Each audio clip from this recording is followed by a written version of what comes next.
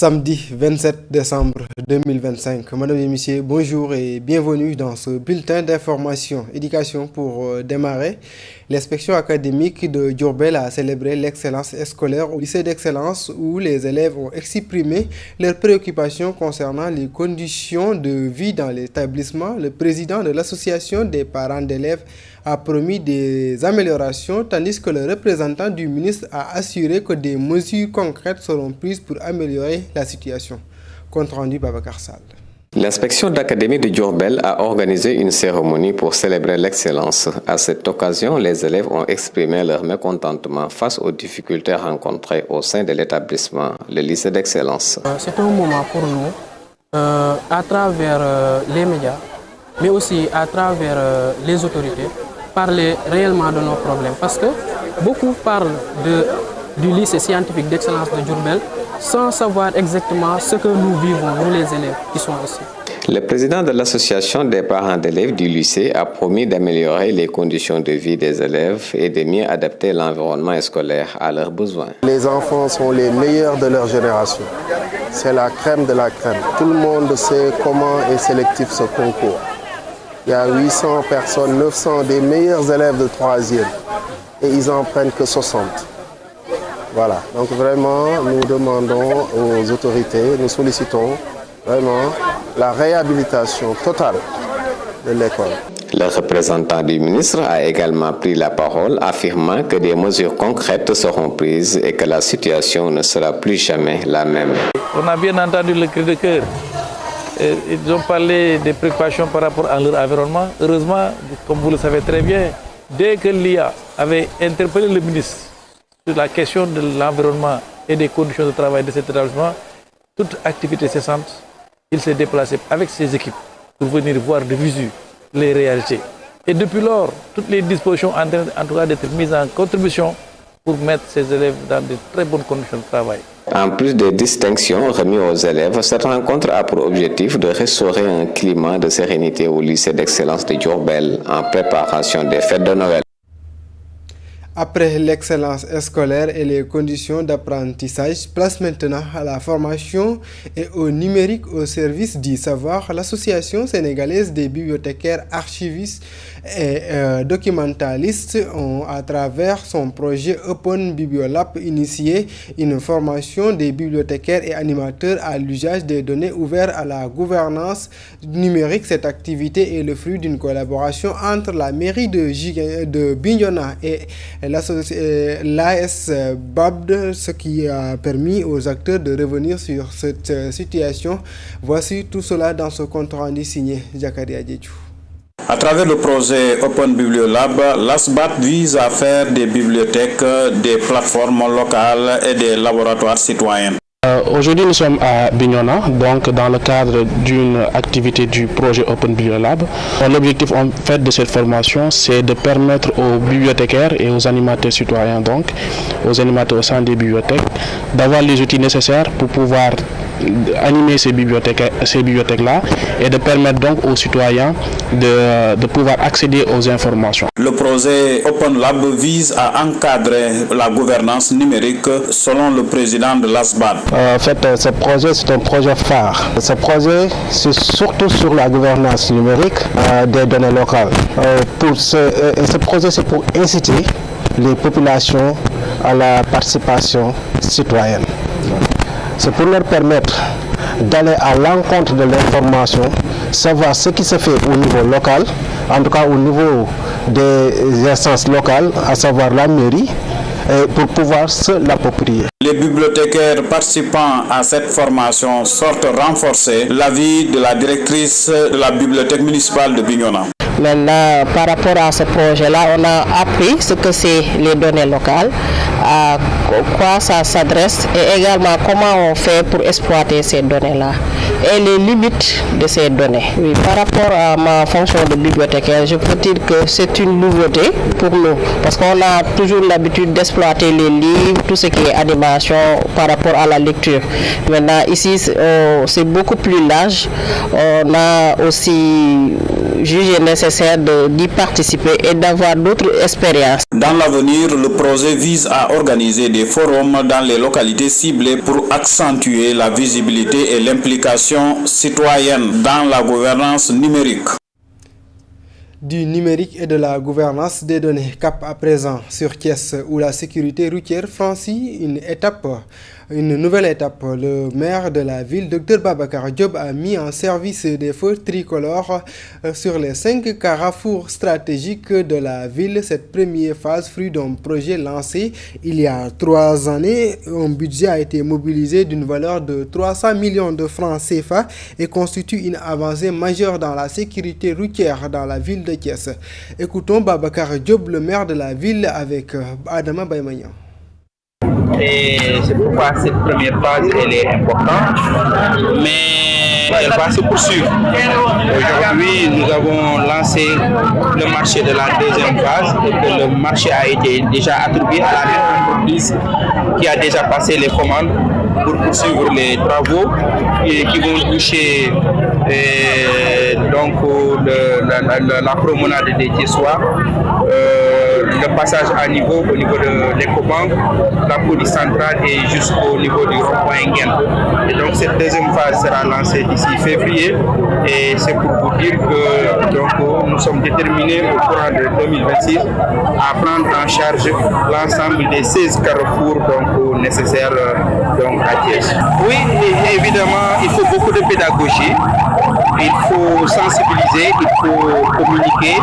Je salue donc la présence de ces acteurs, les conducteurs de Jakarta, les conducteurs de taxi et presque tous les acteurs. Et le travail aussi fait par l'ANASER dans la formation, donc dans la sensibilisation. Évidemment, il y a quelques inquiétudes au niveau de la ville, mais je pense qu'il faut tirer les gens vers le haut. Et les citoyens de Thiès sont conscients des enjeux. Cette ville doit entrer définitivement dans la modernité. Toujours dans l'action publique, direction le nord du pays pour parler du foncier, droit et autonomisation des femmes, le Procasef et la société civile à Matam ont décidé de collaborer pour mieux vulgariser l'information sur le foncier et faciliter l'accès des femmes aux terres. Lors de cette rencontre, une doléance majeure a été formulée, doter la région d'une boutique de droit pour assurer la prise en charge rapide des victimes de violences. Écoutons Mam Sey Gueye, membre de l'association des juristes sénégalaises. C'est avec Omar Sall.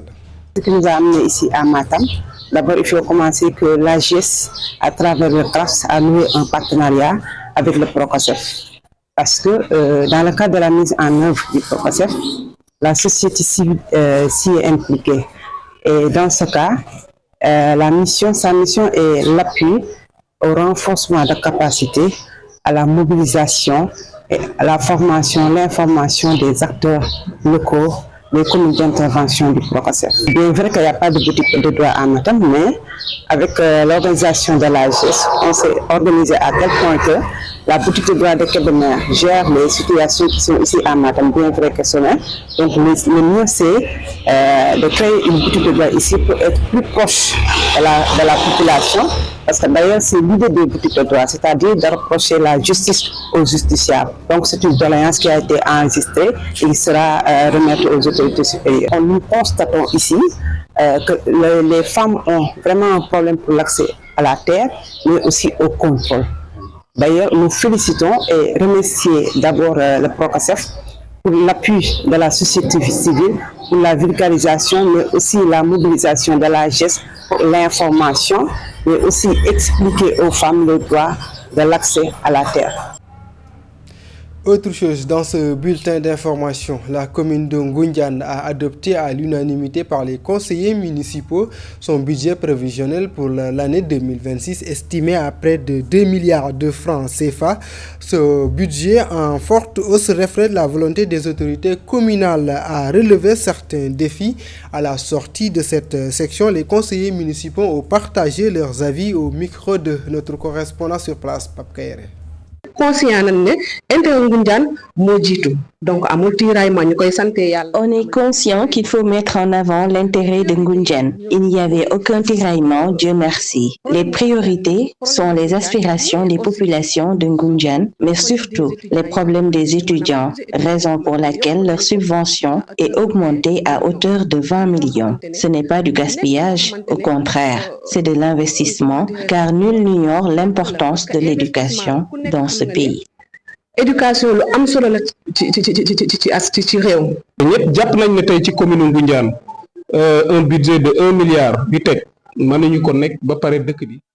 On ne peut pas comprendre une commune comme Ngoundiane avec un budget de plus d'1 milliard et qu'on n'a pas de bonnes routes. Des efforts ont été faits, mais il reste beaucoup à faire dans la santé, l'environnement, l'eau, l'électrification. C'est la raison pour laquelle nous avons jugé avec le maire, comme nous avons sollicité l'État sur les routes sans succès, de sortir 100 millions. Si la commune de Ngoundiane met 100 millions sur la table, nous pouvons demander à l'État sa contribution, idem pour les entreprises. Maire bind na leen ñoom itam aussi lan lañ am ñu teg ko.